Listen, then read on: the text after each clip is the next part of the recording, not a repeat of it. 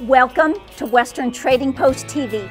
On this episode, we are going to be talking about antique bits, the Vaquero style of riding and training, gun safety on the movie set, turquoise, and how to pick that perfect squash blossom necklace. So hold on to your hats and enjoy the ride.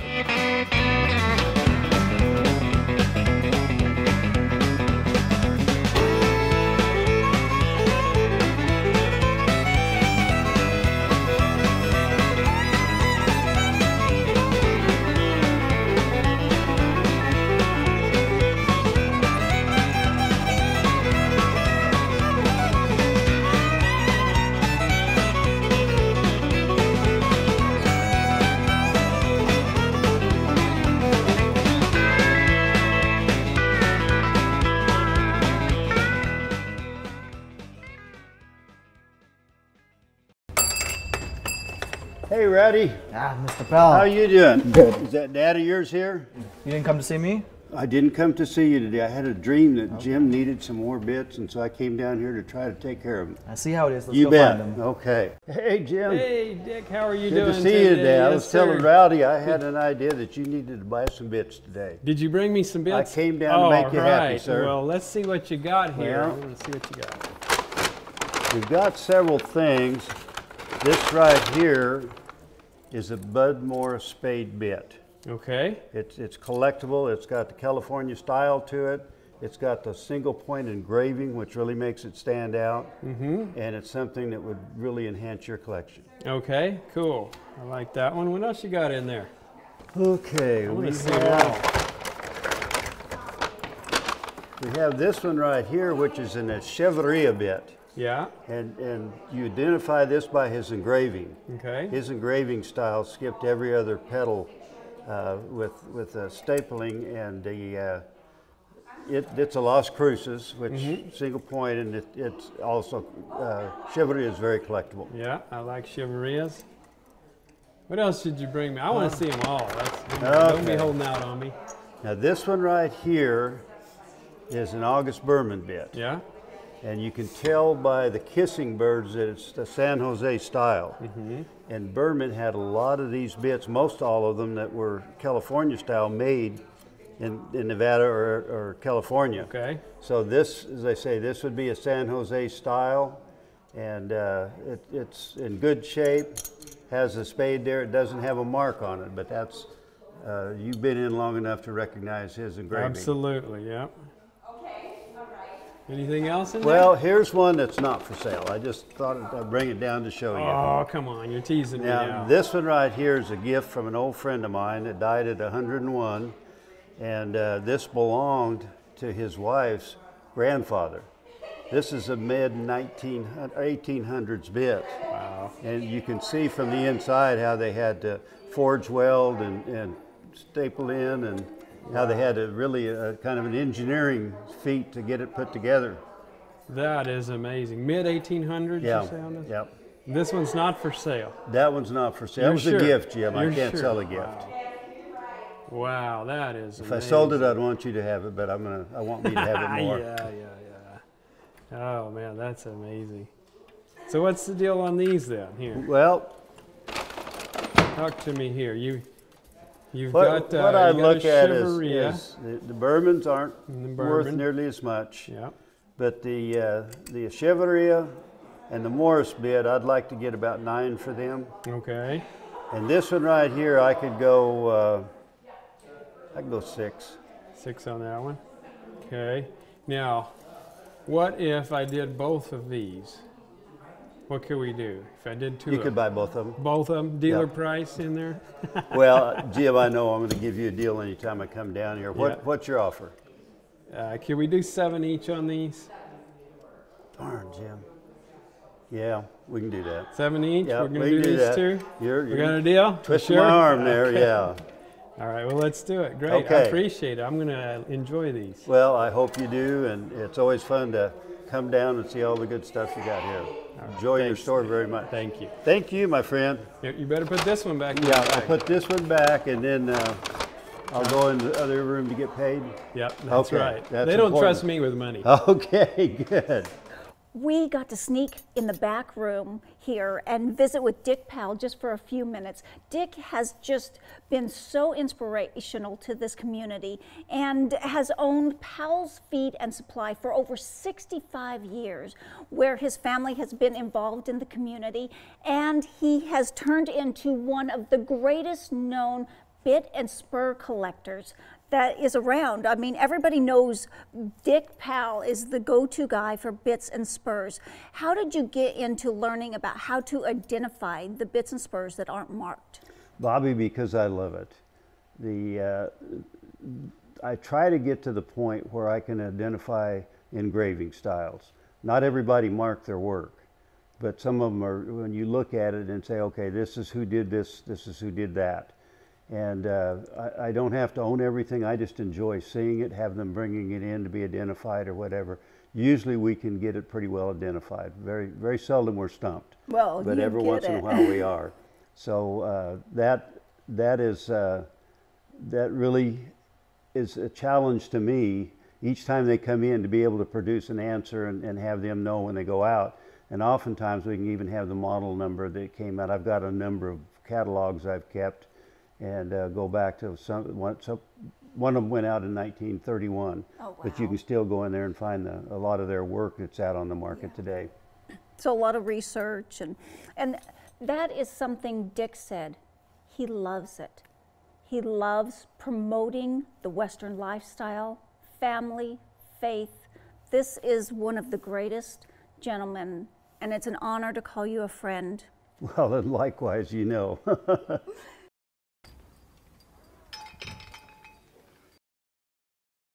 Lee Anderson. Hey Jim, how you doing? I'm doing good. How are you doing? What are you doing here in town? Oh, I'm just coming through and thought I'd stop and see what you got. And it's good. You know what? Perfect timing. Look at this spade that I just got. Whoa, that is nice, and that's an old one. Look Yeah, how those rollers are worn. I know. I mean, they're so thin. Isn't that a great old bit? It is. Bud and Jack Morris made that. Lee, what are you doing? Hey, good to see you. Good to see you. Now, you know I've got to ask, do you have my buddy with you? Well, of course I got my buddy. I don't go nowhere without him. Okay, see you guys. Oh, there's There my he is. buddy. Hey there, Yeah. Concho. Oh, yeah. Lee, this is such an amazing horse. He is, considered the fact that he was on the racetrack till he was 7 years old. You know, as I'm looking, this is a spade bit in his mouth. It is that correct? It is an authentic Spanish spade bit that was custom made to fit his mouth, which a spade bit should be. Well, here I'm looking at the spade bit. I'm looking at your Mexican style big rowels. with the big rowels. Can you tell us a little bit about the Vaquero style of riding and training? Okay. When they first came over to this country in Mexico, the military taught the cowboys how to ride horses. That was the Spanish military. The Lipizans, the white stallions, are the Spanish riding school. They taught the first cowboys proper equitation. They carried it to a high science, and they ended up like this. Show you this bit. Now, sometimes when I take this out of his mouth, people almost go into cardiac arrest. Oh my God, you should never put anything that mean in a horse's mouth. That's what I was thinking. You know, you have this big spade bit, you have the rowels, and a lot of times people think that you're being harsh or severe on the animal. All right, first of all, take a look here. Look what's fastening the reins onto the chains. That little loop of string. That's all that's holding the reins on. Now that's not so I can't pull hard. That's so if he gets these reins caught on anything or he gets a foot through them, that will break before this damages the mouth. Now, what I'd like you to do is just take your, Come on. Come on, you ham. Now, just take your finger and place it right on front of that spoon. Now, Okay. Okay. Now don't push it, just hold it. Now, can you feel that? I can feel it moving. You can actually see it moving as well. And look how I'm moving the reins. Well, this lays, hey, do you know how much clearance there is between his tongue and the roof of his mouth? How much? None, just like yours. This lays on his tongue right against the hard palate. If I scrape my fingers on that rein, he can feel it. All he has to know is what it means. That's why he spends 3 to 5 years before he's a finished horse in this. takes time. Takes a lot of time. A lot but of time. but it's not a severe bit if you use it properly. All bits are severe, all bits are mild. The secret is in these. Yep, and in the training of your horse. Now what about the spurs? All right, same thing. Now, I'm an engineer by trade. I understand surface area. Here, hang on to that a minute. I'm going to show you something. These are U.S. cavalry spurs. Those can get really mean. Now, if you were going to get poked in the side, would you rather have this pushed against you or this? Well, honestly, I guess it depends on the force. Pushed, not kicked, pushed. Now, pushing this way, that hurts. But with these big rowels, it's like pushing this way. But it feels different than your bare heel. So, again, used properly. Also, these old spurs are what they call a drop shank. They're curved down. So when you're riding and your heels are down this way, the spurs are pointing at the ground. You can't accidentally touch your horse. You have to do it on purpose. Well, These, they're right there where you touch him even if you don't mean to. Yeah. So. Well, Lee has even written a book. Tell us a little bit about your book. Okay, one day I was talking to my wife and complaining about the way some guys work with his horse. And I said, if you look at it from the horse's point of view, he'd work different. She said, you know, I've listened to enough of this. Why don't you write a book? So I did. It's called Developing the Art of Equine Communication. And it doesn't tell anybody how to do anything. I've read too many books written by high-profile trainers indicating that if you do what they do, you'll get what they got, and you can't. So my book is about understanding the nature of the animal, why they do things the way they do or don't do. And if you understand that nature well enough, you don't need anybody to tell you what to do. Yeah, it just takes a lot of time, doesn't it? It does. It does. Well, Lee, thank you for coming into the store, and thank you for bringing my buddy Concho. It's such a treat to see both of you. Well, I thoroughly enjoy coming down and visit with you and Jim. Well, we love you guys. All right.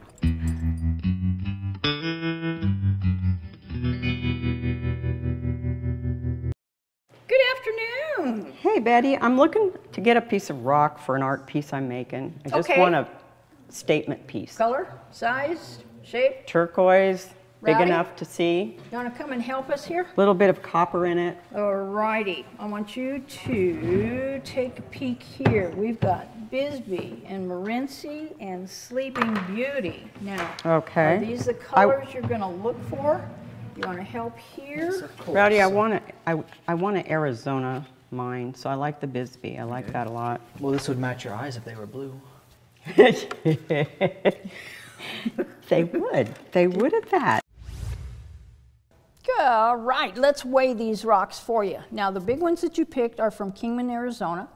Okay. Up in our northwest corner here. Mine is got all kinds of mines up there. This is 213 carats for this stone.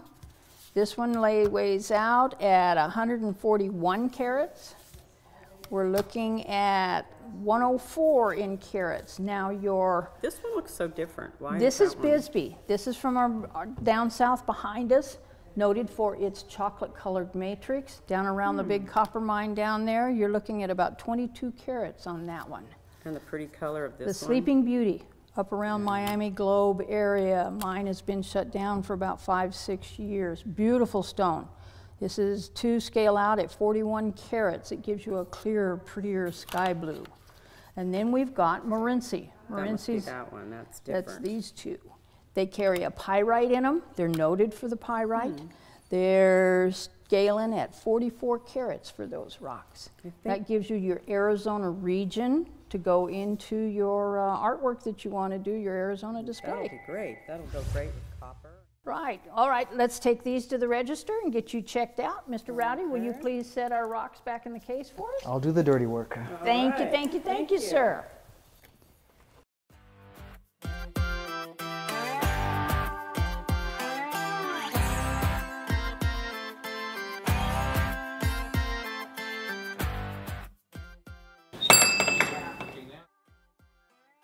There she is. Oh, Hi. lovely. How are you? What are I'm you up to? So I have a million things going on. Okay. I have not a lot of time, but I need a squash blossom. For? I think both teams are going to make it to the college finals. No way. Yeah. So I'm thinking something kind of fancier because there's a couple things we have to go to. So do you have something? Oh, girlfriend, I can hook you up. Okay. Like, I figured I'd be in good hands with my people here. So when you are picking the perfect squash blossom, there is a few things to look at. You can have the traditional squash blossom look, or you can have the squash blossom style. This is more of a squash blossom style. What are you thinking? Bobby, I'm thinking I need something really cute that's gonna make me look like super skinny and super pretty. So I want it to be like the centerpiece, right? And then I want it to be able to complement like whatever I decide to wear. Okay, which could change 4 seconds before I put it on. So I want it to be versatile. First of all, you're absolutely breathtaking. Okay, I'll pay you for that later. I don't know if I ring up. Do I ring up with you guys? For maybe later. We'll do that. So we have like the blue turquoise. We have coral, the green turquoise. We have Zuni style. Or I love the color. Okay, so I wasn't prepared for so many choices. I know when you look down the whole thing, but that's what's so great when you have so many choices on squash blossoms. Then you can pick the perfect one. So I'm leaning towards this one. I really like just how dainty it is. Okay. And I love that color. I so think it'll be very this is a Zuni needlepoint squash blossom necklace. Okay. Probably circa 1970s. That's totally perfect. I'm circa 1970s. It was meant to be. You are just right? circa fabulous. I'm circa fabulous. Let's try this on and see what you think. Okay. Can you snap me in? I can. Okay. Oh, Skyla. What are we thinking? That is just breathtaking. And this one actually has the matching earrings to go with it. Okay. Wow. We're going to have to go look in the mirror and see what you think. Okay. Thank you so much for helping me pick this out. Love and adore seeing you. Likewise. Thank you so much. You can just go visit with Grammy and pay her. Any excuse to see Grammy anyway. Okay, pictures at the finals of course. With your goodies. Of course. And matching horses. Love you. Bye. Love you too. Bye.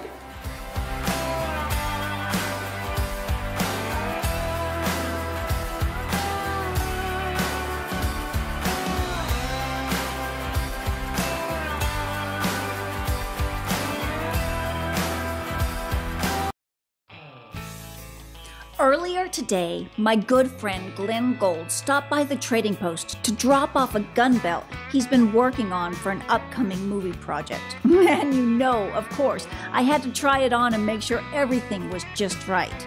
Then I took the opportunity to ask him about gun safety on a movie set. On set, when you have the guns loaded and you're getting ready to do a scene, what type of bullets do you actually use? Well, we use blanks. We use a 5-in-1 blank that they call a 5-in-1, and we also use a safety blank, which is a magnesium blank, and all they do is give you the noise, the sound of a shot, and you get the smoke like black powder. The smoke and the sound, and then it makes it seem very realistic, doesn't it? But you never point a gun at anybody, even with the blanks in it. On the set, you would point to the side or down. The camera can edit the direction by their angle, and it looks like I'm shooting at you, but I'm not, because those blanks can be very dangerous. They actually can kill you at point blank range. Yeah, you have to be careful. And I think no matter if you are on a movie set, if you're an avid gun collector, you should always keep gun safety first and foremost. Glenn, thank you so much. I can hardly wait to see you on set in a few weeks. I'm so tickled that you can use those, and it's such an honor for you to use my stuff. Thank you. Thank you.